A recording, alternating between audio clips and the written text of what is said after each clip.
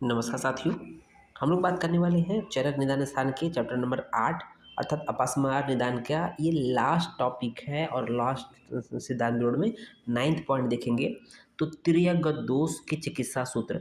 तो तिर्यकगत दोष या उन्मार्गगत दोष की बात करते हैं तो सबसे पहले समझना है कि तिर्यकगत दोष होते क्या है। जो दोष होते हैं सामान्यतः अपने अपने स्थानों में स्थित होते हैं, उनका पर्टिकुलर स्थान बताया गया है। ओके, बट जब विभिन्न अनुचित आहार विहार का सेवन करते हैं, अनुचित आहार विहार का सेवन करने से क्या होगा, दोष कुपित होती है। जब दोष कुपित होगा तो अपने स्थान से हटकर अन्य स्थान में गमन करेगा, उसी को हम लोग तिर्यकगत या कहते हैं बीमार गमन, है ना। सिंपल बीमार गमन मतलब अपने स्थान से हटकर दूसरे स्थानों में चला जाता है या गति को प्राप्त हो जाता है, उसको कहते हैं तिर्यकगत या बीमार गमन। ओके, अब इसी को कैसे बताया गया, इसका चिकित्सा सूत्र है क्या, अगर ऐसी स्थिति आ जाए उसका क्या करना चाहिए वैद्य लोगों को, चिकित्सा सूत्र क्या है।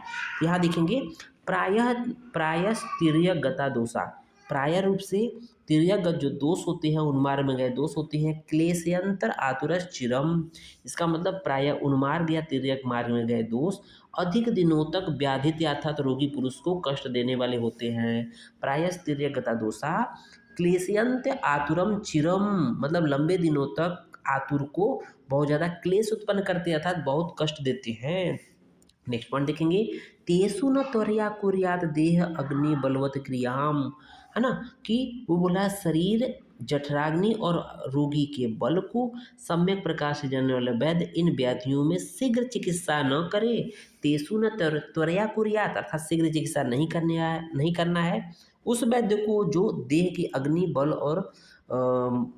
और क्रिया को जानता है, उस वैद्य को शीघ्र ही इन व्याधियों इस स्थिति में चिकित्सा नहीं करनी चाहिए। तो क्या करना चाहिए, इनको अर्थात इस तरह के इस स्थिति में वैद्य को इनको चिकित्सा द्वारा छेड़ करे अर्थात प्रयोगेण छपयेत वा, मतलब चिकित्सा द्वारा, प्रयोग मतलब चिकित्सा द्वारा छीड़ करे, या तो शरीर में ही समन कर दे, छीड़ मतलब समन कर दे, कुछ औषधियाँ दे दे, शमन की औषधि दे दे।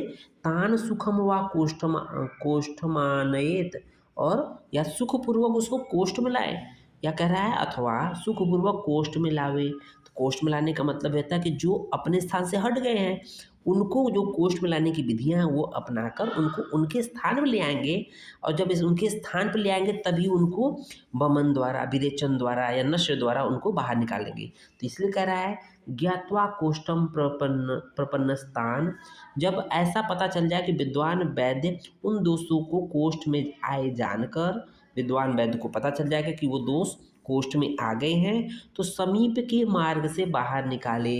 यथा सन्नम हरेद बुधम, कहने का मतलब अगर दोष आमाशय में आ गए हैं अपने जगह पे तो उसको वमन मार्ग द्वारा, अगर पक्वाशय में चले गए हैं तो उसको विरेचन द्वारा, मतलब ये वमन विरेचन की विधि बताए गए। इसको यथा मतलब मार्ग मतलब कि समीप के मार्ग से निकालने का मतलब कि एक तरह से एक ये वमन विरेचन की विधि कर रहा है, मतलब आमाशय में होगा तो वमन द्वारा निकालेंगे, और पक्वाशय में अगर वापस लेके आए हैं तो कहीं न कहीं विरेचन द्वारा या गुदा मार्ग द्वारा बाहर निकाल देंगे। तो इस तरह से हम लोग का ये पार्ट कंप्लीट होता है। धन्यवाद। जय हिंद, जय भारत।